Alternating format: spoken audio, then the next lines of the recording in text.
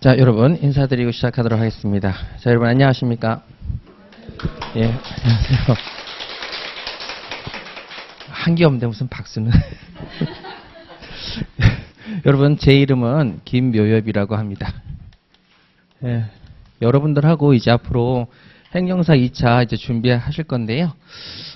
여러분들이 요번에 이제 공부를 하시면서 느끼는 게 사실 주관식이라고 하는 게 굉장히 부담이 많이 가시거든요. 그래가지고 이게 주관식을 꼭 봐야 되느냐, 너무 마음이 부담스럽다, 이런 분들이 되게 많으세요. 그쵸. 쉽지 않죠, 이거. 솔직히 쉽지 않은데 제가 여러분들에게 하나씩 이제 얘기를 해드릴 거거든요. 얘기를 해드릴 건데 일단 첫 번째로 말씀드릴 거는 주관식을 왜 꼭 봐야 되느냐라는 겁니다. 그래서 왜 꼭 봐야 되는지 말씀을 좀 드릴게요. 제가 다른 직렬을 자격증을 절대 피하는 건 아닌데 이게 중개사 자격증이 있습니다. 중개사 자격증이 있는데 실제로 이런 분이 행정사 수업을 들어오셨어요. 선생님, 제가 중개사를 합격을 하셨대요. 그래서 오 해가지고 이제 얘기를 했는데 너무 기분이 안 되시더라고요. 그래가지고 아니 어떻게 합격을 하셨냐? 근데 선생님 정말 기적이라는 게 있더라고요. 하면서 저한테 얘기를 해주시는 거예요. 자신이 1차 공부도 많이 못했고 2차 공부는 아예 몰랐는데 순수하게 찍어서 둘 다 합격을 하셨대요. 그래가지고 찍어서 합격을 했다고 얘기를 하셨는데 공부를 안 하시긴 하셨겠죠. 근데 이제 겸손하게 말씀을 하시는데 굉장히 지금 본인이 제가 합격할 정도는 절대 아닌데 찍어서 맞았다는 거예요. 그래서 깜짝 놀랐는데 이게 2차 과목이 객관식으로 돼 있는 시험 문제가 사실 자격증 시험에서는 거의 없습니다. 한번 보세요. 변리사라는 게 있는데 변리사도 2차는 주관식입니다. 감정평가사도 2차는 주관식이고 그 다음에 노무사도 2차는 주관식입니다. 주택관리사보호라는 것도 2차는 주관식입니다. 그러다 보니까 이 자격증에 대해서 사람들이 주관식을 공부하신 분들은 이제 예를 들어서 이분은 몰랐는데 찍었는데 맞춰서 합격했다라고 하면 여기 모르면 쓸 수가 없습니다. 그러다 보니까 이 주관식이 주는 심적인 부담감이 크다. 인정합니다. 근데 큰 만큼 사람들도 인정해 줍니다. 그게 포인트인 거죠. 내가 괴로워하면 할수록 사람들이 인정해 주는 거죠. 근데 내가 시험을 봤는데 선생님 진짜 너무 괴로워요. 그럼 너무 인정해 준다는 얘기입니다. 윗사람이. 그러니까 여러분 이게 주관식이라고 하는 게 이게 사실 우리 수험생에게 너무 괴롭고 없으면 좋겠는데 사람들이 이 어려움을 이해해 주고 인정해 준다. 이렇게 생각하시면 됩니다. 그러니까 조금 쉽게 갈 것이냐 어렵게 갈 것이냐 하는데 어렵게 가고 인정을 받는 게 낫다. 그렇게 생각을 하시고 이 주관식이 주는 부담이 크면 클수록 사회에서 인정을 많이 해주겠구나라고 생각하시면서 그러면 부담감이 크면 클수록 사회에서 인정도가 크기 때문에 어쩔 수 없는 따라오는 거구나 이렇게 생각하셔서 이 부담감을 조금 이겨내 보도록 노력하시죠. 자, 그럼 노력을 하는데 어떻게 노력을 해야 되는지는 제가 이제 수업을 들어가서 차근차근 말씀을 드리도록 하고요. 그 다음에 이번 시험에 대해서 잠깐 말씀을 드리고 이제 수업을 들어가도록 하겠습니다. 사실 저는 뭐 찍었다 적중했다 이런 얘기를 전혀 하는 거 싫어합니다. 왜 그러냐면 강사라는 건 그렇잖아요. 찍어주면 당연한 겁니다. 못 찍어주면 미안한 겁니다. 그러니까 이거는 찍었다라는 적중이라는 거 말은 사실 할 필요가 없는데 학원에서 홍보 영상으로 쓰겠다고 찍어달라고 그래가지고 자, 그래서 요번에 시험이 나왔는데 요번에 이제 시험이 사례형으로서 좀 설명을 잠깐 드릴게요. 자, 사례형으로서 1문제가 나오는데 한 문제가 있는데 거기에 물음 1과 물음 2가 이렇게 있습니다. 물음 1과 물음 2 이렇게 있고요. 자, 그래서 여기 총 40점 배점이 이렇게 되어 있고 그 다음에 여기에 이제 20점, 자 20점 이렇게 되어 있습니다. 자, 그 다음에 이제 요 문제가 또 어떤 포인트가 있는지도 알려드릴게요. 자, 그 다음에 단문형으로 자, 또 한 문제가 나왔습니다. 또 이제 두 번째 문제가 나왔고요. 요게 20점 배점이 됐습니다. 자, 그 다음에 단문형으로 아니라 이제 사례형으로 자, 사례형으로 세 번째 문제가 20점이 또 배점이 됐고요. 그 다음에 사례형으로 자, 네 번째 문제가 20점으로 배점이 됐습니다. 자, 그러면 여기서 사실 엄청 중요한 게 하나 있는데요. 기출문제 분석이라는 거는 제가 여러분들에게 하실 필요도 없고 하지도 말라고 말씀을 드리는데 저는 이제 분석을 해야 되니까요. 사실 이게 엄청 중요한 부분이었거든요. 자, 왜 그러냐면 이게 2024년도 시험인데 2023 시험에서는 어떻게 나왔냐면 단문형이 이 4개의 지문 중에서 맨 마지막에 나왔어요. 이게 뭘 의미하느냐? 자, 2023년도 시험 문제는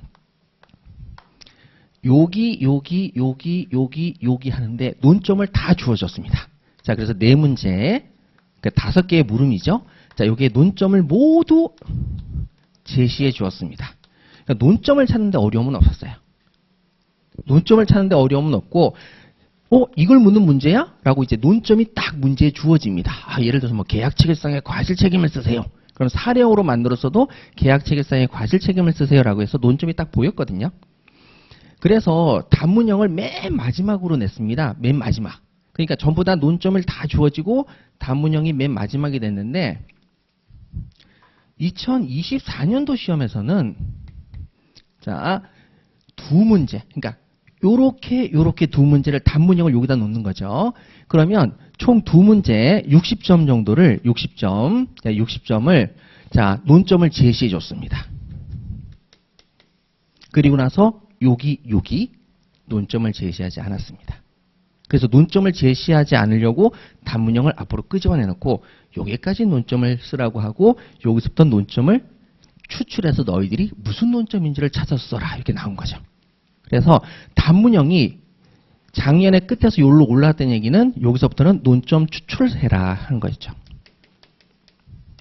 그러니까 시험 문제가 왜 그랬냐면 사실 그 전에 모든 문제의 논점을 찾아라. 논점을 제시를 안 해줬거든요. 그때만 점수가 형편이 없었어요. 논점을 못 찾은 거죠. 그래서 채점하시는 분들이 채점이 어렵다. 그래서 논점을 다 제시를 해줬어요. 해줬더니만 논점을 쓰기 시작하니까 이제 점수를 깎기가 어렵다. 그래서 작년에 60점 만점으로 채점을 하셔서 꽈락이 많이 나왔습니다. 자, 그러면 올해 2024년도에는 논점을 이렇게 해서는 안 되겠다 싶어가지고 논점 제시를 3문제를 하고 논점 추출을 2문제를 한 거죠. 예, 이렇게 해서 올해 시험을 대비하셨으면 전혀 문제가 없었는데 여기서 이제 당락이 결정이 될 겁니다. 여기서 결정이 되는데 그러면 이제 제가 말씀을 드릴게요. 올해는 100점으로 채점을 할 것이냐 60점으로 채점할 것이냐 사실 조금 물음표입니다. 왜냐하면 논점 추출이 나와서 학생들의 점수가 어느 정도인지 보고 60점 기준으로 할지 100점 기준으로 할지 모른다는 거죠. 그래서 제가 지금 말씀을 섣불리 드리긴 좀 어렵지만 60점 기준으로 놓고 점수를 조금 상향 조정하는 방법으로 가지 않을까. 예, 그렇게 한번 테스트할 것 같습니다. 자, 그럼 이제 내년도 시험을 한번 봐야 되겠죠? 자, 내년도 시험은 2025년도 시험 문제는 제가 봤을 때는 일단 올해 요 평가가 괜찮을 것 같다고 생각을 하셔가지고 여기 부분이 그대로 유지될 가능성이 높습니다. 그러니까 논점도 한 2문제, 3문제 준비를 하시고 그 다음에 답안지 쓰는 것도 하시는 거죠. 근데 왜 유지가 될 것 같으냐면 여러분 사례형을 예를 들어서 쓰는 것 자체가 좀 쉽지는 않습니다. 논점을 줘도 사례형은 좀 쓰기 어렵거든요. 예, 그래서 이런 식으로 유지가 될 것 같다. 그렇게 생각하시면 될 것 같고요. 자, 그러면 이제 그 부분에 대해서는 이렇게 해서 여러분들 논점 잡으시면 되고, 자, 그럼 제가 올해 시험을 어떻게 대비를 했냐면, 자, 제가 하나 알려드릴게요. 우리가 시험 문제를 할 때 굉장히 중요한 요소가 뭐였냐면, 올해 굉장히 좀 많이 도움을 받았는데, 자, 여러분, 논점이 다 제시가 됐다. 어떻게 해야 남들보다 좋은 점수를 받을까요? 요거부터 먼저 따져야 됩니다. 논점이 다 나올 수도 있지 않습니까? 요번처럼 3문제만 나올 수도 있고. 그러면 여기는 너더라도 논점을 잘 못 찾는다. 그럼 여기서 이제 승부가 당락이 결정될 거 아닙니까? 그럼 이거 어떻게 해야 될까요? 양입니다. 답안지를 쓰시는 양에 초점을 줘야죠. 남이 5지문 쓸 때 나는 7지문 쓰면 당연히 나는 거기에서 2점 정도 더 받는다. 라고 하면은 이제 중요한 포인트가 되겠죠. 그래서 양을 조금 딴 사람들보다 늘려야 되는데 제가 양이 조금 딴 사람들보다 조금 많습니다. 조금 많은 게 여러분 이게 있죠. 설탕을 내가 이걸 3%짜리 들어간 과자를 먹었는데 5개의 과자를 먹으면 총 몇 %의 당류가 섭취가 되는 거죠? 15%가 되는 거죠. 하나하나는 3%의 당이 들어가 있지만 5봉지를 먹으면 15%의 당을 먹은 거 아닙니까? 양이 조금 늘어나 있는데 그걸 5찜을 쓴다 그러면 좀 더 많아요? 적어요? 많죠. 예, 그러니까 요 부분. 근데 이 부분은 양을 제가 좀 늘렸는데 사실 요 양이 교수님들이 생각했을 때는 적습니다. 수험생이 생각하면은 많습니다. 근데 여기 양이 압도적으로 많은 건 아닌데 여기 양이 다른 수험생들에 비해서는 조금 되기 때문에 굉장히 유리합니다. 그런 유리한 점이 좀 있고요. 자, 그다음에 논점 추출의 경우에는 제가 여러분 올해 논점 추출을 강의를 했는데 거기서 다 나왔기 때문에 논점 추출도 큰 문제는 없었어요. 계속 반복 연습을 하실 거니까요. 자, 그런데 사실 요번에 또 어떤 장점이 있었냐면 행정 절차론이 있었습니다. 자, 요게 이제 가장 큰 문제였죠. 민법이랑 같이 보는데. 자, 행정 절차론이 5개가 이렇게 지문이 나왔다고 치면 20점짜리. 자, 그럼 이렇게 나왔다고 치면 이 중에서 2문제는 거의 어느 학원도 얘기를 안 해준 논점이 나왔다고 얘기를 하더라고요. 자, 그러면 여러분 딱 답안지를 봤을 때 민법을 딱 문제를 봤을 때 민법 보고 그 다음에 행정 절차론 봤을 때 여기 2문제는 내가 배운 적도 없고 남도 안 배운 거다. 그럼 이제 시간 배점을 어떻게 해야 될까요? 민법에다가 조금 더 신경을 쓰시고 행정 절차론 3문제를 가지고 결국 승부를 볼 거 아닙니까? 그렇죠? 그러니까 여기는 꽈락이 거의 안 나올 겁니다. 제가 장담하건대. 오히려 올해 꽈락도 민법이 상당히 많이 나올 겁니다. 사람들이 많이 착각을 해요. 어떤 착각을 하냐면 선생님, 네, 저 민법 잘 쓰고 나왔습니다. 아, 그러세요? 그러고 나서 행정이 명령 나와가지고 못 썼습니다. 그러면 어디서 꽈락이 많이 나냐면 다들 좀 썼다는 데서 꽈락이 많이 나옵니다. 왜 그러냐면 상대평가거든요. 너도 썼어? 나도 썼어? 난 좀 더 썼어. 그럼 저희가 합격을 하는 거예요. 그리고 점수가 꽈락이 많이 나옵니다. 예, 그래서 제가 항상 이런 질문이 나오면 얘기죠. 걱정하지 마세요. 여기 꽈락은 거의 없을 겁니다. 왜? 너도 나도 못 썼으니까 올려줄 거라서. 대신에 이쪽 민법에서 꽈락이 많이 나올 겁니다. 이렇게 얘기를 하거든요. 그런데 이제 수험생 중에서 조금 영특하신 분들은 이렇게 했다고 하더라고요. 선생님, 저 민법에다가 한 5분에서 8분 정도를 더 투자를 했다. 이렇게 얘기를 하시더라고요. 그리고 나서 나머지 3문제를 집중적으로 쓰는데 연습하고 여기는 너도 나도 소설을 쓴 거죠. 이제 아무도 모르니까 이렇게 소설. 그러니까 이게 양을 좀 늘려서 공부를 하시게 되면 사실상 우리 시험도 도움이 크게 되지만 이렇게 시험이 나왔을 때 어떻게 해요? 이쪽도 크게 도움이 됩니다. 근데 선생님 그럼 여기 5개 나왔는데 그럼 이제 다 쓸 수 있는데 그럼 어떡합니까? 빨리 쓰는 연습을 하셔야죠. 빨리 쓰는 연습을 하면 이것도 빨리 써집니다. 그럼 다 쓸 수 있겠죠? 여러분 일단 제가 양이 그렇게 많지는 않은데 다른 데보단 조금 양이 있으니까 우리가 좀 양을 충분히 쓰는 연습을 하시자. 예, 그렇게 말씀을 좀 드릴게요. 자, 이렇게 해서 말씀을 드리도록 하고요. 자, 그런데 이제 그러면 올해 시험 문제가 어떻게 나왔냐면 설명 잠깐 드릴게요. 자, 사례 3하고 사례 4. 자, 사례형 3번 하고요.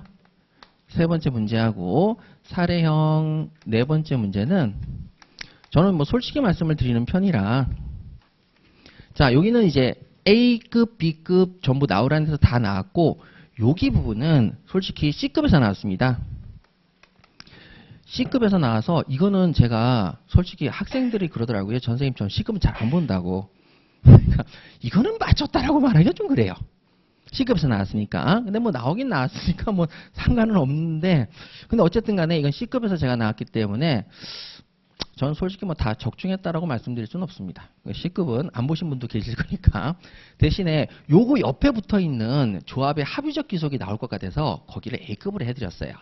근데 그거를 이제 쓰시면은 C급 요거랑도 연결이 되기 때문에 한 10점에서 12점 정도는 받으실 수 있는데, 요거는 좀 미안합니다. 솔직히 닦아놓고 얘기하죠. 뭐. 자, 미안. 이렇게 말씀을 드리고.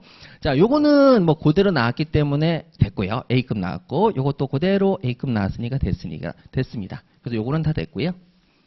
뭐 적중을 했으면 뭐 당연한 거죠, 그거는.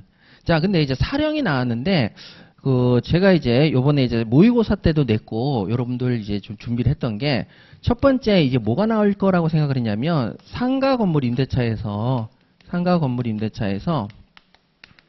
계약갱신 요구권이 있습니다. 처음 들어보시는 분도 계시죠? 자, 요게 있는데, 요거랑 맞물려서 권리금이 시험에 나올 거라고 생각을 했어요, 이렇게.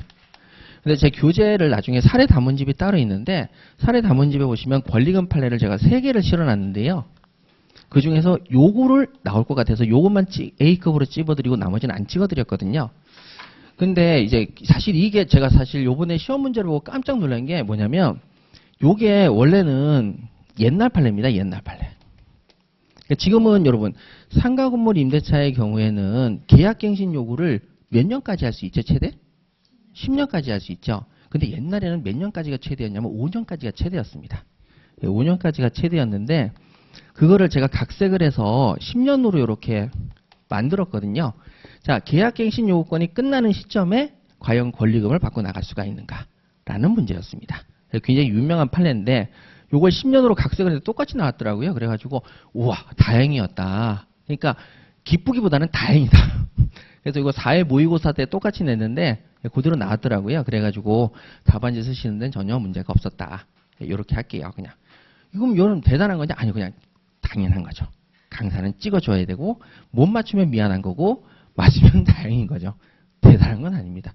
그래서 어쨌든 올해도 자 이런 일이 생겼기 때문에 무조건 저도 열심히 더 준비를 해서 여러분들에게 이 사례형 같은 경우는 준비를 해서 여러분들에게 딱 답안지를 봤는데 문제를 봤는데 뭐야 굉장히 익숙한데 이런 느낌이 될 수 있도록 만들어야 되겠죠. 그래서 요거는 요렇게 해서 요번에 시험을 좀 잘 보신 것 같아서 굉장히 다행이라고 생각을 들었습니다. 자 그러면 선생님 그럼 모의고사만 보면 점수가 몇 점이죠? 그러지 마세요.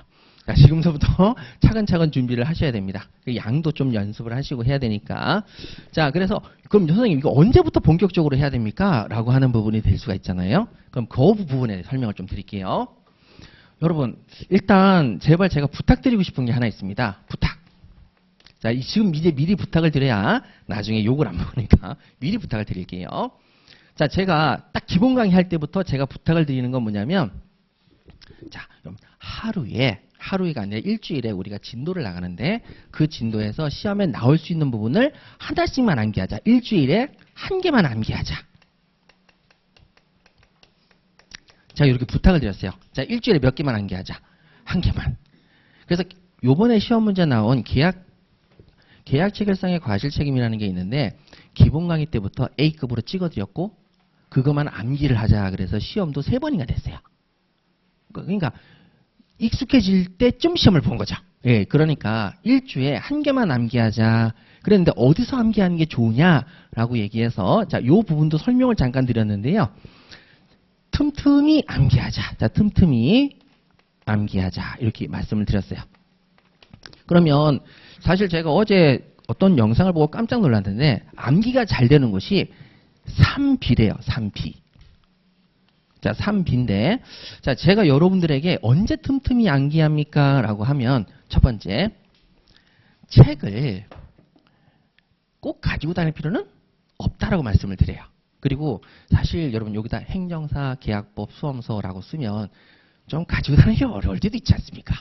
그래서 커버를 바꿨습니다. 아무도 못 알아보죠. 자, 그 다음에 아이패드는 가방에 잘 들어가죠. 근데 B5는 잘 안 들어갑니다. 아이패드 크기로 줄였습니다. 자, 그러니까 근데 책을 꼭 가지고 다닐 필요는 없는데, 자, 요게 이제 좀 약간 생각을 한 거고요. 여러분, 책 사이즈가 어떻게 좋을까? 제가 왜 고민합니까? 이미 다 고민했죠. 저쪽 애플 회사에서.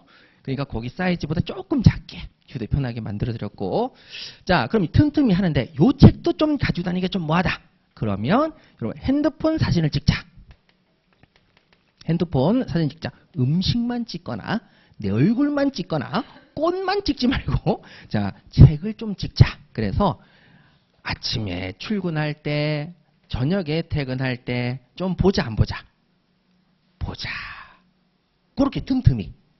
따로 이렇게 책상에 앉아가지고 공부하는 시간을 가져야 되겠다는 것보다는 일단 틈틈이. 예, 그렇게 말씀을 드렸어요. 자, 그 다음에 두 번째는 자, 이걸 가지고 다니면서 제가 제일 먼저 봐야 될 것이 자, 출퇴근 시. 자, 그 다음에 또 어디냐면 똥 싸러 갈 때. 자, 똥 싸러 갈 때 핸드폰 보지 말고 자, 요 핸드폰을 통해서 요걸 보자. 그래서 화장실. 자, 그리고 세 번째로 제가 말씀드렸던 게 이렇게 쭉 공부를 하고 바로 자면 안 된다. 잠자기 전에 봐라. 자, 잠자기 전에. 그래서 여러분 다른 거 공부하실 수 있는 게 많으니까 저희는 될 수 있으면 틈틈이 그냥 보는 거고 따로 공부 시간을 많이 갖지 말자라고 부탁을 드렸어요. 왜냐면 우리 수험생들 거의 대부분이 전업 수험생보다는 직장 다니시는 분들이 많잖아요. 예, 그렇게 말씀을 드렸거든요. 자, 근데 제가 어제 영상을 하나 봤는데 공부가 잘 되는 곳이 3B가 공부가 제일 잘 된답니다. 그래가지고 이 1번 B가 뭐냐면 버스입니다. 바로 대중교통 때 공부가 제일 잘 된답니다. 자, 그 다음에 두 번째는 어디냐면 베스룸이랍니다. 이거 어디입니까? 똥이죠. 화장실. 예, 그러니까 이게 샤워할 때인데 우리는 지금 화장실하고 샤워실이 같이 거의 붙어 있지 않습니까? 이쪽. 자, 그 다음에 세 번째가 베드룸. 베드. T? 잘 안 쓰기 때문에 잠자기 전. 여기가 제일 공부가 잘 된답니다. 그러니까 여러분 우리가 공부가 제일 잘 되는 곳에서 뭐합니까? 게임하죠? 게임하죠? 게임하죠? 들어가 보죠? 들어가 보죠? 들어가 보죠? 이렇게 하면 안 된다는 겁니다. 가장 좋은 시간을 가장 많이 낭비하신다. 이렇게 생각하시면 되겠습니다. 예, 그래서 여러분 자 우리가 민법은 일주일에 한 개만 암기하자라고 한다면 제가 작년에는 계약체결성의 과실 책임을 암기하세요라고 했는데 올해는 그거 안 하겠죠? 왜? 그건 A급으로 놓지 않습니다. 올해는. 예, 그러니까 여러분들에게 자 요번 주에 공부한 것 중에서 요거 하나만 암기해 주세요라고 해서 요 암기를 쭉 하시는 거죠. 그리고 난 다음에 이제 다음 강의로 또 넘어가면 일단 남들보다는 한 개. 자, 우리가 14회 강의니까 남들보다는 14개 정도를 외우고 있겠죠. 근데 나중에 제가 한 30 몇 개를 찍어 드리는데 그 30 몇 개 중에서 14개라는 건 여러분 커요, 안 커요? 그죠. 왜 이 시간을 낭비하냐 이거죠. 그런데 이렇게 얘기를 듣고 감동을 받아서 지하철 타지 않습니까? 또 게임을 하는 자신을 볼 거예요. 드라마를 보는 자신을 볼 겁니다. 책을 보라는 것도 아니에요.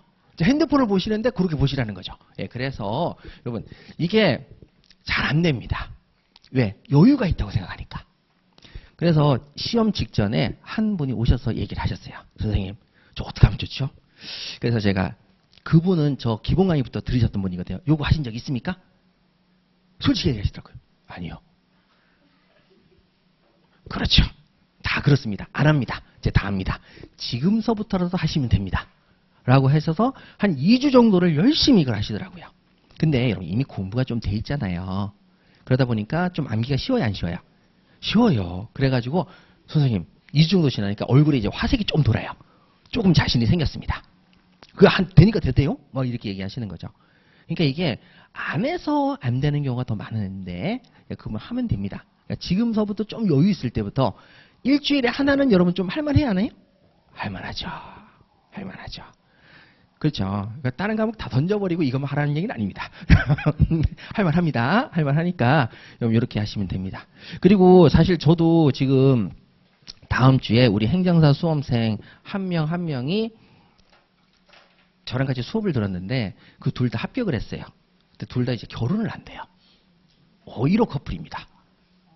그래서 너무 축하한다고. 근데 여자분이 되게 예쁘게 했는데 남자분은 약간 좀 넌 성공했다 이렇게 얘기를 했었어요. 예, 성공했는데 본인도 굉장히 너무 좋아해요. 친구들한테 여자친구 사진을 딱 결혼할 사람 사진을 보여주면 네가 뭐 이렇게 얘기를 한답니다. 그게 되게 좋은데 자 다음 주에 그래서 제가 주례를 가게 됐거든요. 무슨 주례를 말도 안 되는데. 근데 어쨌든 간에 그럼 여러분 제가 주례를 가게 됐는데 갑자기 제가 음치박치예요. 근데 갑자기 주례를 딱 가게 됐는데 나중에 내 아내한테 결혼식 때 원래 노래를 불러주려고 했는데 못했거든요. 그럼 지금 노래를 불러주려고 지금 연습을 하고 있습니다. 성시경의 너의 모든 순간. 근데 여러분 전 처음 들어봤거든요. 그러면 자 보세요. 자 언제 노래를 부를지 모르겠습니다. 1년 후에 부를 것 같아요. 그러면 지금부터 뭐 해야 되겠습니까? 준비를 해야 되겠죠. 그러면 노래를 부분적으로 들어야 되겠습니까? 전체를 쭉 한번 들어봐야 되겠습니까? 쭉 여러 번 듣고 있습니다. 그리고 부분적으로 외워야 됩니까? 안 외워야 됩니까? 외워야 됩니다. 그래서 앞에 부분 좀 외웠습니다. 근데 틈날 때마다 듣고 있습니다.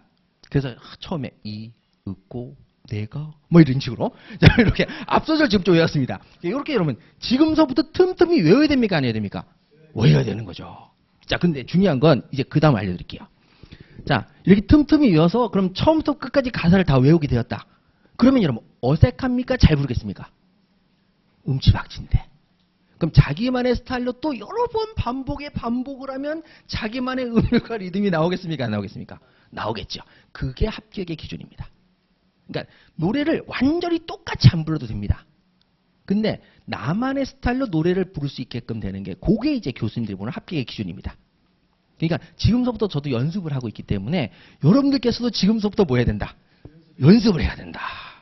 그러니까 이게 첫 소절에 이윽고 내가 거기 부분을 연습하듯이 여러분들도 올해 연습을 하셔야 된다. 이렇게 말씀을 드릴게요. 그래서 그 노래를 한번 불러주고 싶었는데 못해가지고 언젠간 한번 하겠죠? 아내한테 지금 비밀입니다. 지금 이거는. 자, 그래서 여러분 우리가 시간적 여유가 있을 때 틈틈이 계속적으로 해야 된다, 안 해야 된다? 해야 된다. 예, 그렇게 말씀을 드릴게요. 자, 그러면 오늘 수업을 들어가시고 그 다음에 오늘 제가 끝날 때쯤 돼서 요거 하나 외워주시면 좋겠다라고 했으면 외울게요. 외워주시고 그럼 여러분 다음 주에 한번 시험을 보는 게 좋겠어요? 안 보는 게 좋겠어요? 보는 게 좋아요. 쓰는 게 좋아요. 내가 얼마나 못 쓰는지도 봐야 돼요.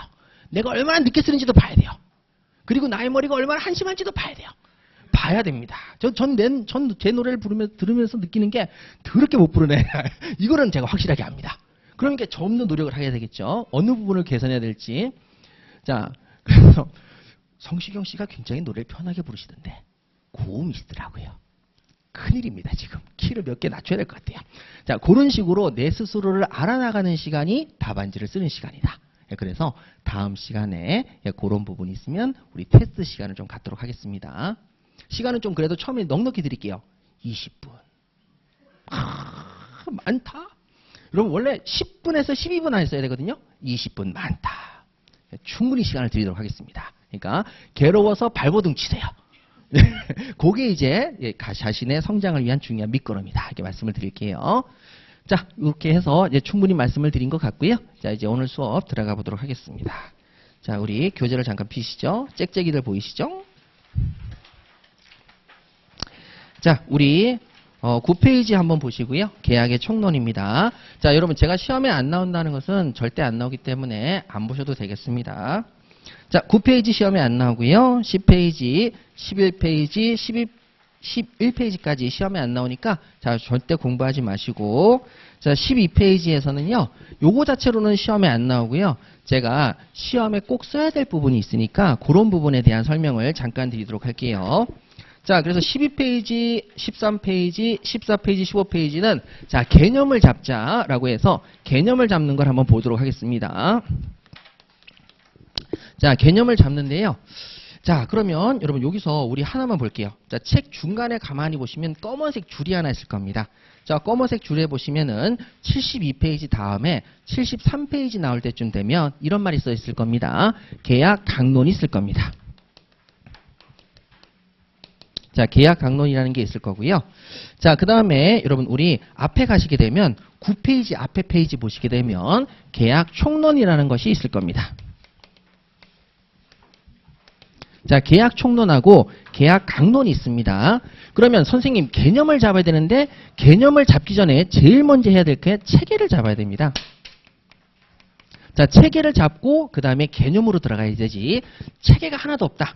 그러면 아무것도 없는 거예요. 자, 그러면 저랑 같이 여러분 체계를 잘 잡는다고 생각을 하시고요. 자, 한번 볼게요. 자, 계약 총론하고 계약 강론이 있는데 이 계약 강론은 뭐냐면 계약을 체결할 때 계약의 형태가 여러 가지가 있는데 그 각각의 논점. 자, 계약을 가지고 있는데 그 각각의 논점입니다. 그러면 자, 여기 무슨 계약이 있냐면 증여 계약이 있습니다. 그 다음에 매매 계약이 있습니다. 그 다음에 임대차 계약이라는 것도 있고요. 자, 계약의 형태가 여러 가지가 있습니다. 자, 그러면 이 계약마다 각각 중요한 특색들이 있겠어요? 없겠어요? 있습니다. 그러면 이 계약 강론은 계약의 각각의 특색들을 써놓은 부분입니다. 근데 공통적인 부분도 있겠습니까? 없겠습니까? 있습니다. 자, 그럼 보세요. 우리가 매매 계약을 체결하려면 자, 가장 기본적으로 뭐가 필요하냐면 계약을 하기를 청하는 청약이라는 게 필요합니다. 자, 여러분 계약하기를 청한다라고 해서 뭐가 필요하다고요? 청약이 필요합니다. 자, 그럼 여러분 우리가 청혼을 하죠. 혼인계약을 체결하기를 청합니다. 이게 청혼입니다. 자, 여러분 청약통장이 있으십니까? 없으십니까? 없으세요? 이러시면 안 됩니다. 자, 여러분 자 청약통장이 있으세요? 없으세요? 있으셔야 됩니다. 그 이 청약입니다. 계약하기를 청한다. 예, 이런 거죠. 자, 그럼 청약만 있으면 됩니까? 상대방이 승낙도 해줘야 됩니까? 승낙도 해줘야 됩니다. 자, 승낙. 자, 그럼 청약하고 승낙이 있어야 되고 그 다음에 두 사람 사이의 의사의 합치가 있어야 됩니다. 자, 청혼을 했는데 상대방이 승낙을 안 해주면 결혼할 수 있어요? 없어요? 없죠. 자, 청혼을 했는데 상대방이 좋아! 라고 했으면 여러분 돼야 돼요? 안 돼야 돼요? 되죠. 근데 뭐 쌍둥이 동생이었다. 그러면 안 되는 거죠. 그러니까 자기가 사귀었던 애야 되지 쌍둥이 뭐 형이다 동생이다. 그럼 이제 합치가 안 되는 거죠. 예, 혼인계약이 안 될 겁니다. 자, 그럼 임대차도 보시죠. 자, 임대차의 계약도 자 일단 뭐가 들어가야 됩니까? 청약. 그 다음에 여러분 뭘 해야 됩니까? 승낙. 그 다음에 또 뭐가 있어야 됩니까? 합치. 자, 모든 계약의 공통적인 요소가 보이시죠? 그러면 여기다 각각 쓰겠습니까? 피곤하죠. 그때마다 다 쓰는 게 피곤해요? 안 피곤해요? 피곤하죠. 그래서 공통적인 요소를 앞으로 뭐한다? 끄집어냈습니다. 자, 공통적인 요소를 앞으로 뭐한다? 끄집어 놓습니다. 그래서 계약 총론은 자, 계약 강론의 각각의 경우에 총체적으로 적용될 수 있는 것. 총체적으로 적용될 수 있는 부분을 앞으로 끄집어내 놓습니다. 자, 그래서 여기 부분에 제일 먼저 공부할 것이 청약, 승낙, 의사의 합치. 이렇게 되는 거죠. 그러면 여러분 지금 여기서 공부를 짠 하지 않습니까? 그러면 자, 무슨 계약이 나올 수도 있습니까? 임대차 계약이 나와서 청약, 승낙, 합치가 될 수도 있고 매매 계약이 나와서 또 뭐가 나올 수도 있습니까? 청약, 승낙, 의사의 합치가 나올 수도 있는 거죠. 예, 이런 식으로 공통적인 요소를 앞으로 끄집어내 놓습니다. 자, 그러면 여러분 저랑 같이 볼게요. 자, 9페이지 보시니까 계약은 제한되어야 된다, 자유롭게 할 수 있다. 자유롭게 할 수 있다. 그 앞으로 끄집어 놓은 겁니다. 그럼 여기 있는 모든 계약도 다 어떻게 할 수 있다고요? 자유롭게 할 수 있다. 요걸 머릿속에 집어넣으라는 거죠. 자, 그 다음에 여러분 뒤로 한번 넘겨볼게요. 자, 우리 12페이지 한번 보시죠. 계약의 종류입니다. 자, 계약의 종류인데 이 계약의 종류의 공통적인 요소를 앞으로 또 끄집어 놓은 거죠. 그래서 지금서부터 저랑 같이 뭐를 정리하겠다? 개념을 정리하겠다라는 겁니다. 자, 정리를 하고. 자, 그 다음에 여러분 우리 뒤로 한번 넘겨볼게요. 자, 17페이지 가시게 되면 청약과 승낙에 의한 계약의 성립 이렇게 되어 있죠. 네, 청약과 승낙에 의한 계약의 성립입니다. 자, 그럼 여기 방금 보셨듯이 청약과 승낙에 의한 계약의 성립이죠. 자, 그런데 저 뒤로 한번 넘겨보도록 할게요.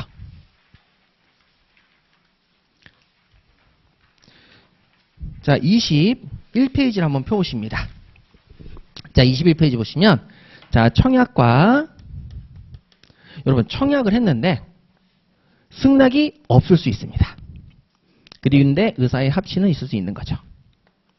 자, 이렇게 되는 게 청약과 승낙 외의 계약의 성립, 승낙 외, 승낙이 있었다 없었다? 없었습니다. 그래도 계약이 뭐 할 수 있다? 성립할 수가 있다는 뜻입니다. 그럼 한번 해볼게요. 자, 여러분들에게 제가 매매 계약을 한번 체결하고 싶습니다. 그러면서 딱 제가 가지고 있는 이 책을 딱 보여주면서 살래? 라고 얘기를 한 거죠. 그러면 이제 원래는 살게! 이렇게 하면 되지 않습니까? 그랬는데 딱 봤더니만 이름을 씁니다. 거기다가. 산다는 말을 했습니까? 이름만 씁니까? 이름만 쓰고 있죠. 자, 그러면 승낙의 의사표시를 한 적은 없지요. 하지만 계약은 성립할까요, 안 할까요? 성립했죠. 지책처럼 이름을 썼으니까. 자, 그 다음에 여러분, 주차장에 한번, 뭐 이렇게 마트를 한번 가봅시다. 자, 마트를 가면은 옆에 주차장에 들어가야 되겠죠. 차를 끌고 갔으니까. 자, 그러면 여러분들이 차를 턱 몰고 주차장 입구에 딱 씁니다. 그럼 이게 뭡니까? 나 여기다 주차하고 싶다. 뭐 한 겁니까? 청약을 한 거죠. 청약을 한 거죠. 청약을 했어요. 그러면 주차장에서 주차를 짠 하고 청약을 짠 들어가고 싶다고 청약을 하니까 자, 거기서 사람이 나타나서 어서 오십시오 이렇게 얘기합니까? 사람이 아무도 없습니까? 없죠? 그러면 뭐가 올라갑니까? 막혀있던 바가 올라가죠. 자, 승낙이 있었다 없었다? 응? 기계가 말을 합니까? 어서 오십시오? 이게, 요즘에 자동응답이 있구나. 어서 오세요 이렇게 하기도 하는데 자, 자동응답이 빼고 자, 그냥 이게 착 찍고 자, 번호만 딱 넘버링이 되고 그 다음에 들어가야 안 들어가요? 들어가죠. 자, 그럼 승낙이 있었다 없었다? 없었죠. 근데 계약이 성립했다 안 했다? 성립했죠. 그러니까 승낙이 없어도 우리의 일상적인 경우에는 자, 승낙의 의사표시가 없어도 당연히 계약이 성립하는 경우가 있다 없다? 있습니다. 그것을 우리는 자, 21페이지에 의사실현에 의한 계약의 성립입니다. 그래서 거기 조문을 잠깐 보시게 되면 청약자의 의사표시나 관습에 의해서 승낙의 통지가 필요하지 않았나. 자, 승낙의 통지가 필요하지 않으면 승낙의 의사표시로 인정되는 사실. 바코드가 앞에 자동차 주차장에 들어가려고 하는데 차단기가 올라간다든지 그 다음에 책에다가 글씨를 쓴다든지 사기로 했던 그림을 딱 주니까 자기 벽에 걸어놓는다든지 자, 이런 것들은 전부 다 승낙의 의사표시라기보다는 승낙의 의사표시로 인정되는 사실입니다. 자, 이렇게 해도 계약이 성립한다 안 한다? 성립하죠. 자, 그럼 임대차도 갈게요. 자, 임대차 집주인이 너 이 집에 들어와 살래? 라고 했더니만 갑자기 거기다가 짐을 풀기 시작합니다. 자, 그러면 승낙의 의사표시입니까? 승낙의 의사표시로 인정되는 사실입니까? 사실이죠. 그치요? 예, 그런 식으로. 자, 그럼 계약이 성립했다 안 했다? 성립했다 이렇게 된다는 얘기죠. 자, 그 다음에 22페이지를 보시죠. 자, 이번에는요. 자, 청약이 있고 승낙은 똑같이 없어요. 그런데 이번에는 승낙의 의사표시로 인정되는 사실이 아니라 청약만 있습니다. 그래서 합치가 있는 거죠. 여러분, 자, 여기 청약이 뭐냐면 자, 우리가 얘기하는 찌찌뽕. 자, 서로 간에 청약을 했는데 우연히 맞았다 안 맞았다? 맞았다. 난 너랑 결혼하고 싶어. 나도 너랑 결혼하고 싶은데. 그래서 서로 결혼하자 서로 얘기한 거예요. 자, 승낙이 있었어요? 청약만 있었어요? 청약만 있었죠. 그러면 청약이 서로 뭐 한다? 교차되었다. 그래서 무슨 청약이라고 부른다? 교차 청약. 이렇게 되는 거죠. 네, 그러니까 이건 승낙이 아예 없습니다. 자, 그럼 여기 임대차의 경우에도 나 여기 들어가 살고 싶은데 사장님 나 여기 좀 살게 해줘요 라고 했는데 집주인도 와서 저 사람이 나한테 좀 살았으면 좋겠는데 라고 얘기할 수 있어요 없어요? 있죠. 서로 승낙이 아니라 뭐만 있을 수도 있다? 청약만 둘이 있을 수도 있죠. 자, 매매계약도 마찬가지죠. 자, 이 그림 저 사람한테 이렇게 팔고 싶은데 나 저 그림 사고 싶은데 그래서 서로 간에 청약의 의사표시를 보낼 수도 있어요 없어요? 있죠. 우연찮게 일치할 수도 있죠. 찌찌뽕입니다. 찌찌뽕. 자, 이랬을 때도 계약이 성립한다 안 한다? 성립한다. 그러면 여기 나와 있는 계약 강론 내용 중에서 공통적인 요소는 앞으로 뽑았다 안 뽑았다? 뽑았습니다. 여기 다 뽑았습니다. 자, 다 뽑은 거죠. 자, 그러면 여기서 가장 중요한 게 뭐냐면은 공통적인 요소는 최대한 앞으로 뽑아놓는다 안 뽑아놓는다? 뽑아놓는다. 이걸 우린 뭐라고 부른다? 계약 총론이라고 합니다. 계약 총론. 자, 그럼 계약 총론이 어디까지 있는지 한번 보세요. 자, 72페이지까지 있습니다. 자, 그래서 처음서부터 72페이지까지 계약 총론이 있으니까 여기 나오는 사례는 매매만 나오겠다, 임대차만 나오겠다, 매매, 임대차, 증여까지 다 나오겠다. 다 나온다. 그래서 논점 잡기가 쉽지 않다라는 거죠. 증여 나오니까 증여만 써야지 안 된다. 여기는 증여가 아니라 뭘 써야 된다? 총론을 써야 된다. 예, 그렇게 이제 논점을 잡는 연습을 하시는 거고요. 자, 그러면 이제 요걸 가지고 이제 하나씩 예를 들어 볼게요. 자, 그럼 증여계약은 여러분 증여는 뭔지 아시죠? 자, 증여. 자, 증여라는 게 바로 기부죠, 기부. 자, 살아있을 때 돈을 주는 걸 뭐라고 하죠? 증여라고 하죠. 응? 자, 그러면 여러분 내가 죽었을 때 돈을 주는 걸 뭐라고 하죠? 사인증여. 또 유언도 있습니다. 사실 이 증여랑 유언으로 하는 증여, 유언으로 하는 증여 유중이 있습니다. 자, 이걸 유증이라고 합니다. 자, 그러면 여러분 첫 번째 시간이고 하니까 여러분 용어 정리를 잠깐 해보도록 할게요. 자, 증여, 사인 증여, 그 다음에 유증이라고 있습니다. 예, 유언으로 하는 증여를 줄여서 뭐라고 그런다고요? 유증. 자, 그럼 1차를 저랑 같이 이제 공부를 하셨을 때, 자, 한번 볼게요. 여러분, 유언으로 하는 증여는 요거 단독행위입니까? 계약입니까? 예, 요건 유언이 단독행위죠? 요거 단독행위입니다. 자, 그럼 증여는 단독행위입니까? 요건 계약입니까? 아, 요거죠, 요거. 계약입니다. 요게 큰 차이점이 있는 거죠. 아, 괜찮아요. 이걸 어떻게 다 아시겠어요? 저니까 아는 거지. 일반적인 사람 다 모른다니까요. 여러분들 다 모르는 거고. 자, 그럼 여러분, 증여라는 것은 뭐가 있어야 된다고요? 계약입니다. 그러면 여러분 한번 보세요. 자, 제가 주머니에 있는 딱 돈을 10만 원을 딱 들고 구색은 하면 이렇게 싹 넣습니다. 자, 여러분 이거는 증여입니까 아닙니까? 증여죠. 살아있을 때 하는 기부. 여기 증여입니다. 자, 딱 넣으려고 하니까 거기서 복 받으세요. 복 받으세요. 하고 이제 구세군에서 좋다고 얘기하는 거죠. 자, 그러면 제가 돈을 넣는 게 뭐가 되겠습니까? 청약. 청약. 그 다음에 거기서 복 받으세요. 복 받으세요. 행복하세요. 이렇게 얘기하는 건 뭐가 되겠습니까? 승낙. 그럼 서로 의사가 뭐 했다? 합치했죠. 그럼 증여계약이 성립한 겁니다. 아시죠? 자, 그런데 그러면 이제 요게 증여인데 제가 여기 주머니 안에 쓰레기를 쓰레기가 있네? 하면서 쓰레기를 버리려고 구색을 하면 넣으려고 합니다. 그럼 이게 뭐가 되겠습니까? 청약. 그럼 거기서 넣으시면 안 돼요, 이 자식아. 넣으시면 안 돼요, 이 자식아. 이렇게 얘기하는 거죠. 자, 이건 승낙을 한 거야, 안 한 거예요? 안 한 거예요. 그럼 못 넣어요. 그 증여는 다시 말해서 뭐다? 계약입니다. 그럼 제가 여러분들에게 자, 1차 시험 다 끝나고 나면 이제 전체 아이스크림을 돌리는데 자, 여러분 우리 1차 시험 끝나고 나서 2차 시험 끝나고 나서 아니구나. 1차 시험 끝나고 나서 제가 아이스크림을 쭉 돌리는데 자꾸 얘기를 잘해야지. 아이스크림을 너무 많이 샀어. 자, 그러면 자, 예를 들어서 제가 여러분들에게 쉬는 시간에 아이스크림 먹을까요? 이렇게 얘기를 했단 말이에요. 그럼 여러분들은 싫어요. 그러면 여러분 제가 사줄 수 있어요, 없어요? 없어요. 이것도 뭐기 때문에? 증여니까. 여러분들이 싫어요. 그러면 못 사주는 거예요. 근데 좋아요. 그러면 뭐 할 수 있어요? 살 수 있죠. 서로 간에 의사의 합치가 된 거죠. 근데 제가 아이스크림 사드릴게요. 저는 저 편의점에 있는 1+1을 생각한 거죠. 콘. 1+1, 2+1 이거 생각했는데 여러분들은 좋아요. 그러면서 난 낫도록 말하고 있는 거죠. 자, 그럼 의사의 합치가 됐어요? 안 됐어요? 안 됐어요. 그럼 계약이 성립한다 안 한다? 안 하는 거죠. 선생님 이게 뭡니까?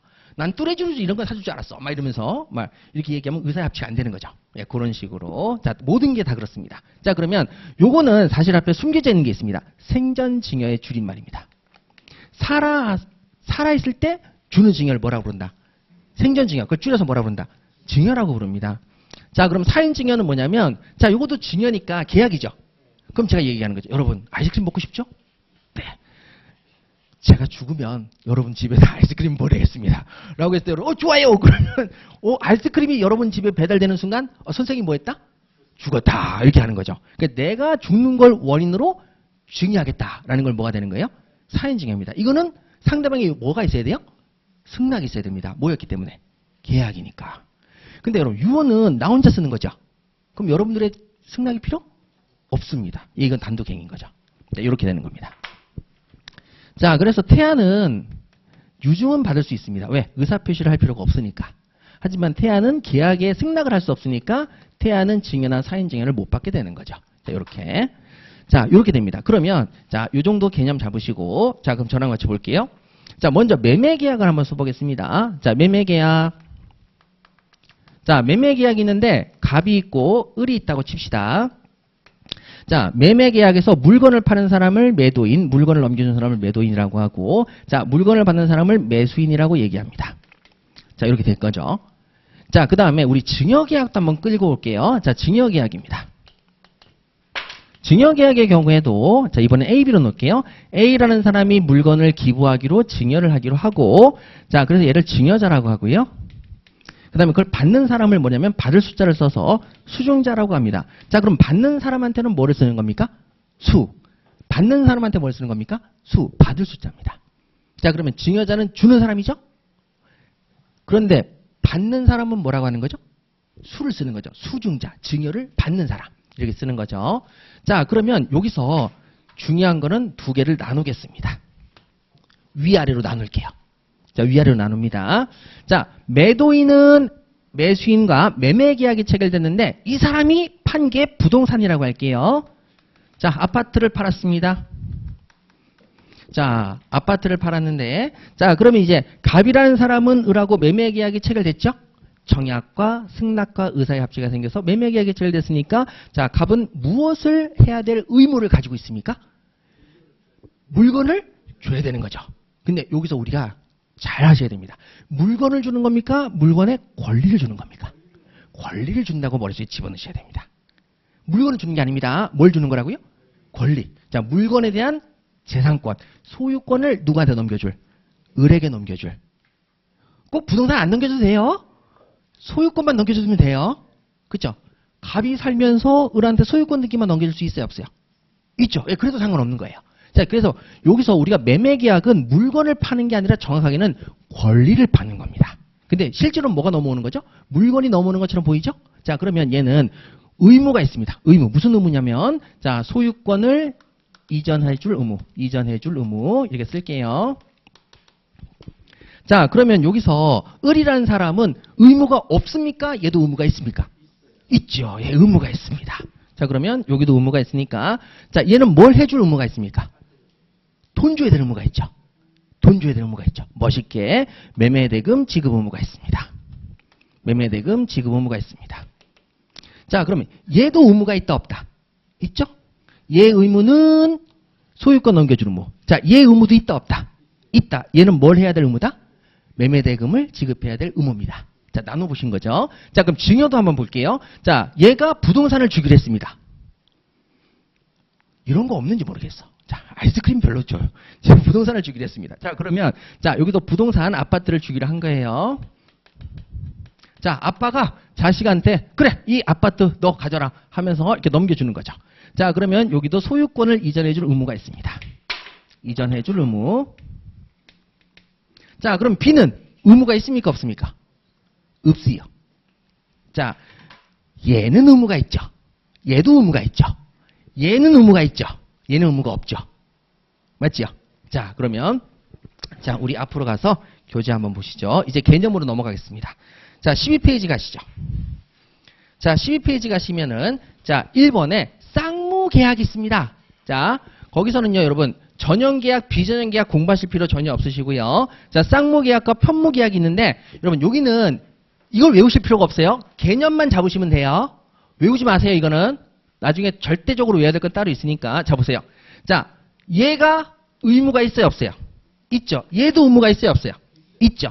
쌍방 당사자가 모두 의무가 있는 계약을 무슨 계약이라고 부릅니까? 쌍무계약이라고 부릅니다. 쌍방 당사자가 모두 의무가 있는 계약을 뭐라고 그런다고요? 쌍무계약. 자, 그럼 얘는 의무가 있어요, 없어요? 아, 자, 얘는 의무가 있어요, 없어요? 있죠. 소유권 등기를 넘겨주는 의무가 있죠. 얘는 의무가 있어요, 없어요? 없어요. 한쪽 면만 의무가 있다. 그래서 한쪽 면만 편도, 우리가 자동차가 다니는 도로를 왕복 4차선 편도 2차선이라고 부르죠. 자, 한쪽 면만 부를 때 뭐를 쓴다고요? 편. 자, 그래서 편무계약이라고 부릅니다. 얘는 의무가 있다, 없다? 없다. 얘는 의무가 있다, 없다? 있다. 한쪽 면만 의무가 있는 경우를 뭐라 부른다? 편무라고 부릅니다.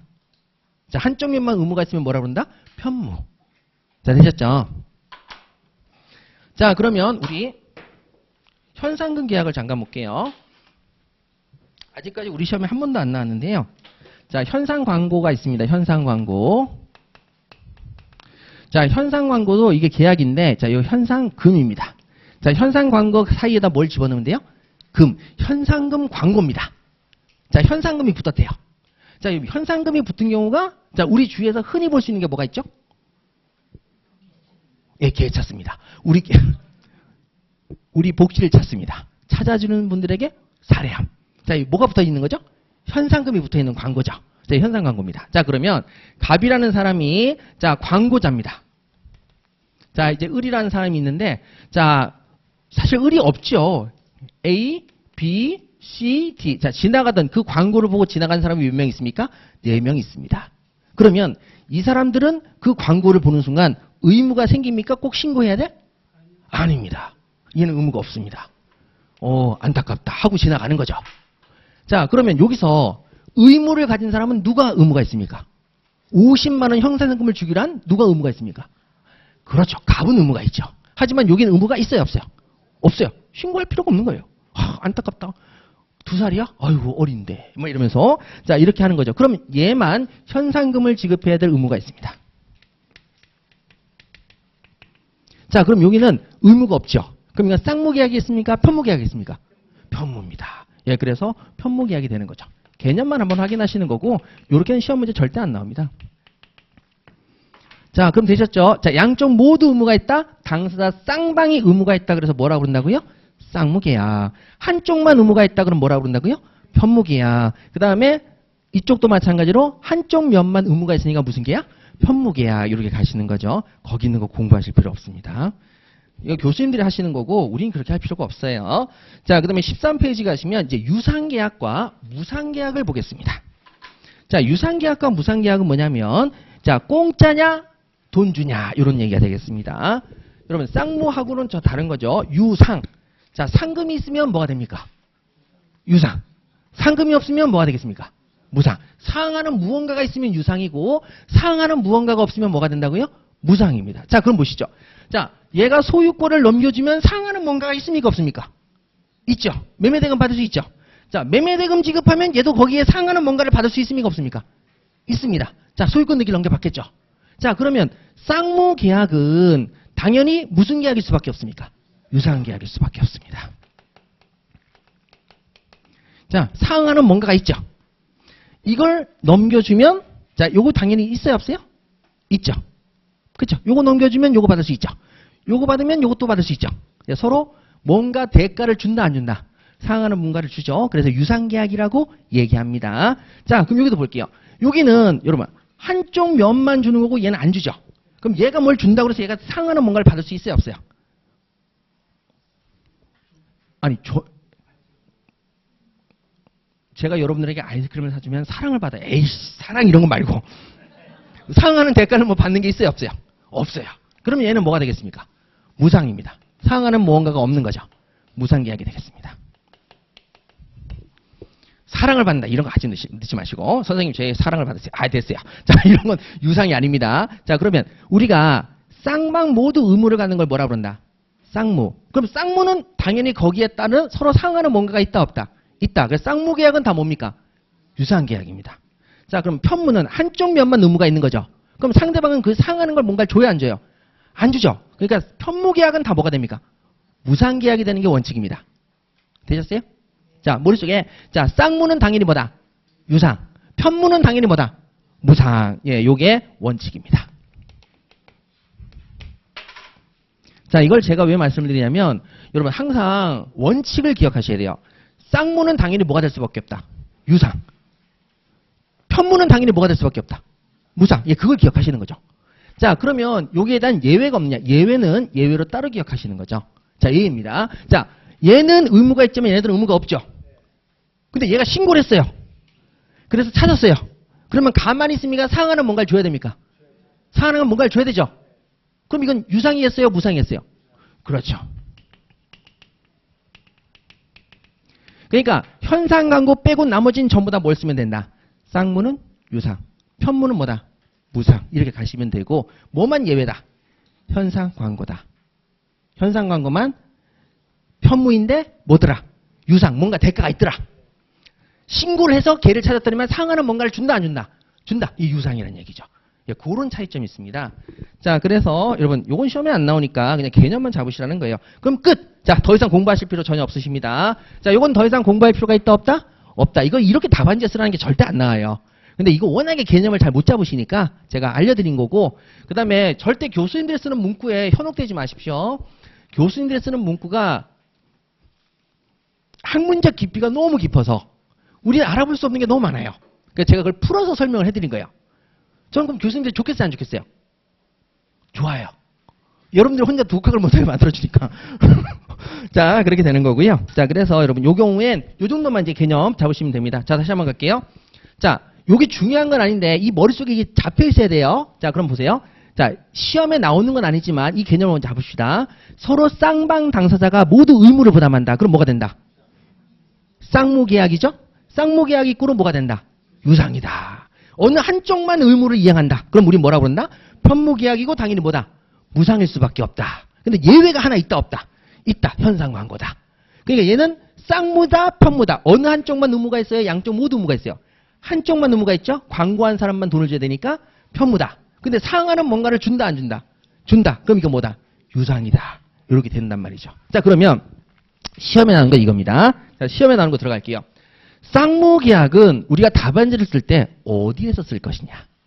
자, 쌍무계약은 답안지를 쓸 때 어디서 쓸 것이냐? 이게 문제가 될 수 있겠죠. 자, 그럼 갈게요. 자, 쌍무계약을 할 때 소유권 등기 넘겨주는 것과 매매대금 지급을 주는 것은 같이 해야 된다? 어느 한쪽이 먼저 해야 된다? 그래서 쌍무계약은 반드시 답안지를 쓸 때 어디서 나오겠습니까? 동시에 항변권이라는 단어에서 나오는 거죠. 자, 우리가 1차 때 공부를 했죠. 자, 동시에 이행하지 않으면 난 거부할래. 이렇게 얘기하는 걸 뭐라 그런다? 동시에 항변권이라고 얘기했죠. 자, 그러면 여러분 여기서 부동산이라고 하지 말고 자, 이번에는 삼각김밥으로 바꿔볼게요. 삼각김밥. 자, 편의점에서 삼각김밥을 사는 것은 무슨 계약이 되겠습니까? 매매 계약이죠. 자, 그럼 편의점 주인이 뭐가 되는 거죠? 매도인.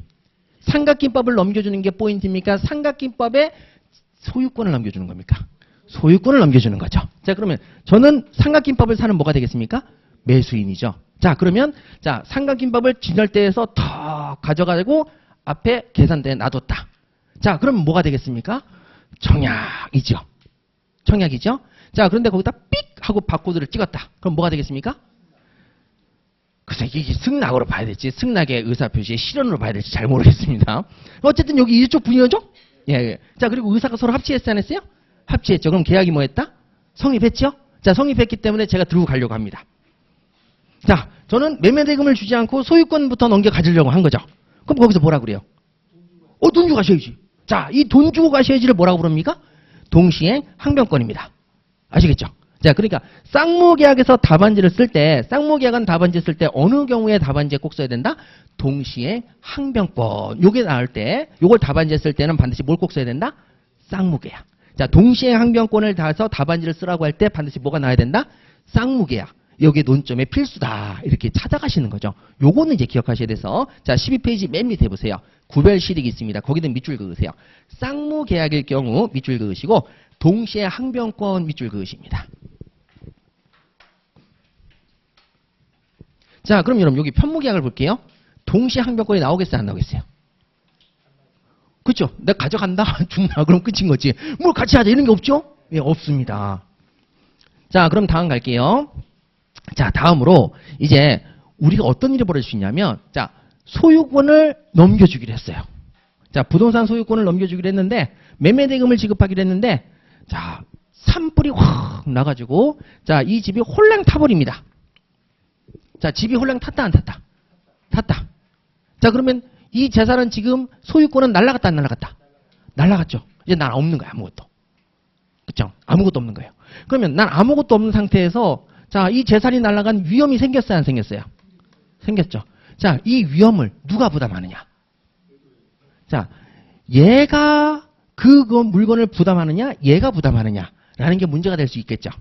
그러면 이 위험을 누가 부담하느냐라는 얘기는 왜 그러냐면 이걸 못 넘겨주는데 요거 받을 수 있을 것이냐? 요거 못 넘겨주는데 요거 받을 수 있을 것이냐? 요거 못 받으면 누가 위험을 부담하겠어요? 누가 이거 독박 쓰는 거예요? 갑이죠. 아, 독박이란 말이 위험 부담입니다. 다시 독박이란 말이 뭐라고요? 위험 부담. 자, 요 물건이 홀랑 타서 재산권이 날아갔는데 이 물건을 못 넘겨주는데 얘한테 매매대금을 못 받는다. 그럼 이 모든 재산권이 날아간 모든 손해는 누가 진다? 매도인이 지는 거죠. 갑이 지는 거죠. 자, 그런데 만약에 매매대금을 받을 수 있다. 그러면 이 위험이 누구한테로 넘어가는 거예요? 매수인에게 넘어가는 거죠. 무슨 말인지 아시겠죠? 그러면 이 결론적으로 쌍무계약하고 위험부담주의가 같이 연결됩니다. 왜? 쌍무니까 서로 연결이 되니까 요걸 못 넘겨주는데 요걸 받을 수 있을 것이냐 라는 걸 따지는 거죠. 자, 요걸 못 넘겨주는데 요걸 받을 수 있을 것이냐. 못 받으면 얘가 위험을 부담하고 받으면 얘가 위험을 부담하는 거죠. 그래서 결론적으로 위험부담이 나오면 또 답안지에 꼭 뭘 써야 됩니까? 쌍무계약을 쓸 수밖에 없습니다. 꼭 논점이죠. 그래서 구별실익 보시면 위험부담이 적용된다. 밑줄 그으세요. 네, 그것만 여러분 체크하시면 됩니다. 자, 동시에 항변권과 위험부담에서는 반드시 뭘 꼭 논점으로 써야 된다. 쌍무계약이다. 그럼 선생님 쌍무계약은 나중에 뒤에 또 답안지에 쓸 것을 정리해놨으니까 여기 있는 거 공부하실 필요가 없다는 겁니다. 자, 그러면 여기서 이제 제가 하나 설명을 드릴게요. 자, 여기서 굉장히 중요한 건데요. 여기 잘 보세요. 자, 그럼 여기서 우리가 채무자하고 채권자를 한번 찾아봅시다. 채무자하고 채권자가 있는데 여기 또 나눌게요. 이렇게. 자, 갑이라는 사람과 을이라는 사람이 있죠? 자, 매도인 매수인이 있죠? 그런데 얘도 채무자이 아니에요? 채무자죠? 얘도 채무자이 아니에요? 채무자죠? 그러니까 갑은 채무자고 을도 채무자입니다. 무슨 말인지 알겠죠? 쌍무계약이니까. 양쪽 모두 채무자예요. 그러면 자, 소유권 이전해줄 의무를 봤을 때 소유권 이전해줄 의무.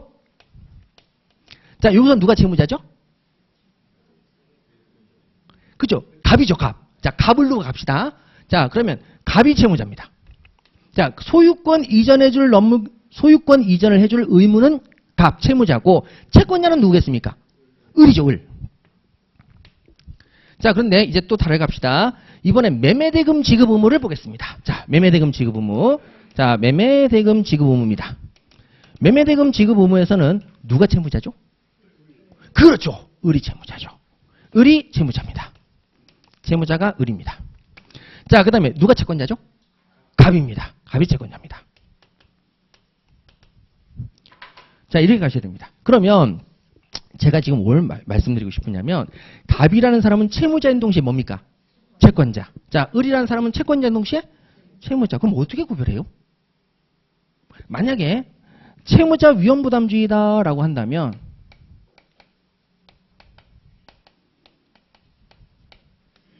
채무자가 위험을 떠안으래요. 채무자가 위험을 떠안으라고 한다면 누가 채무자죠? 모릅니다. 그러면 어떻게 구별해야 되느냐? 자, 갑이 을에게 자, 물건을 넘겨주는 것이냐? 을이 갑한테 매매대금 주는 것이냐? 어떤 걸 가지고 채무자로 봐야 되냐면 자, 매매계약이라고 봅시다.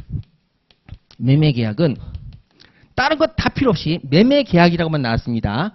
매매계약은 소유권 이전 넘겨주는 게 포인트입니까? 돈을 주는 게 포인트입니까? 요게 포인트입니까? 요게 포인트입니까? 요걸 넘겨주는 게 포인트입니다. 설마 현금을 돈을 주고 사는 건 아니겠죠? 물건을 소유권 넘겨주고 사는 거 아닙니까? 그래서 매매계약이라는 것은 결론적으로 어디다 포인트를 둔다? 소유권 등기 이전 의무. 여기다 포인트를 둡니다. 그러면 매매계약에서 채무자는 누굽니까? 갑입니다. 매매계약에서 채무자는 누굽니까? 갑입니다. 매매계약에서 채무자는 누구라고요? 갑. 자, 그러면 여기 있는 을은 채권자가 되겠죠. 그런데 매매대금 지급 의무라고 시험 문제에 나온다면 매매대금 지급. 자, 이렇게 포인트가 나온다면 그때는 누가 채무자입니까? 을이 채무자입니다. 아시겠죠? 그러니까 문제를 읽으실 때 매매대금 지급이란 말이 없이 매매계약 나오면 뭐가 포인트다? 물건이 포인트다. 그러니까 소유권이 포인트인 거죠. 재산권이 포인트이기 때문에 요걸 기준으로 채무자 채권자를 찾으셔야 됩니다. 근데 매매대금 지급이라고 얘기를 하면 그때는 요걸 기준으로 요게 채무자, 요게 채권자로 가셔야 됩니다. 그러면 자, 채무자가 채무를 이행 못하는 게 채무불이행이라고 부르거든요. 채무를 이행했는데 제대로 이행했다, 제대로 이행 못했다. 제대로 이행하지 못했다. 그래서 뭐라 부른다고요? 채무불이행. 자, 그러면 소유권 이전에 대한 채무불이행은 누가 지겠어요? 갑이 채무를 불이행할 수 있는 거죠. 매매대금 지급의 채무불이행은 누가 하겠어요? 을이 합니다. 그러니까 매도인 이꼬르 채무자 던져버리셔야 됩니다. 매도인 이꼬르 채무자가 아닙니다. 매매계약일 때는 매도인이 채무자가 되고 매매대금일 때는 누가 채무자가 되고 매수인, 을이 채무자가 됩니다. 예, 그러니까 여러분 쌍무계약의 특징을 말씀드리는 겁니다. 편무는 쉽습니다. 왜? 채무자가 한 명이니까. 근데 쌍무는 채무자가 두 명이니까 이렇게 되는 거죠. 자, 그럼 보세요. 집이 홀랑 탔습니다. 집이 홀랑 탔죠. 매매계약에서 집이 홀랑 탔죠. 그러면 이때는 누가 채무자입니까? 매매계약에는 갑이죠. 그럼 채무자가 위험을 부담해야 된다. 그러면 이 집이 홀랑 탄 것에 대한 독박을 누가 써야 된다? 갑이 써야 된다라는 거죠. 갑이. 그러면 대금을 받아야 돼요? 못 받아야 돼요? 못 받습니다. 근데 채권자 위험부담주의다라고 하면은 얘가 돈을 못 받아야 돼요? 받아야 돼요? 받으면 모든 독박이 누구한테로 넘어갑니까? 을에게로 넘어갑니다. 이게 채권자 위험부담주의라고 합니다. 그러면 동시에 항변권과 위험부담은 반드시 어디서만 나올 수 있는 단어다. 쌍무계약이다. 예, 그래서 쌍무계약을 공부하실 필요가 있는 거지. 여기 있는 이 문장 공부해서 뭐 하시겠습니까? 아무짝에 쓸모가 없는 거죠. 자, 아무짝에 쓸모가 없습니다. 자, 이렇게 해서 여러분 일단 우리 쌍무계약에서 시험에 나올 수 있는 것은 나중에 동시에 항변권과 위험부담에서 우리가 쌍무계약을 반드시 논점으로 쓸 겁니다. 그러면 점수가 좋겠어요, 안 좋겠어요? 좋다라는 거죠. 예, 그런 식으로 자, 하나씩 추려나가도록 하겠습니다. 그럼 잠깐 쉬었다가 계속하도록 할게요.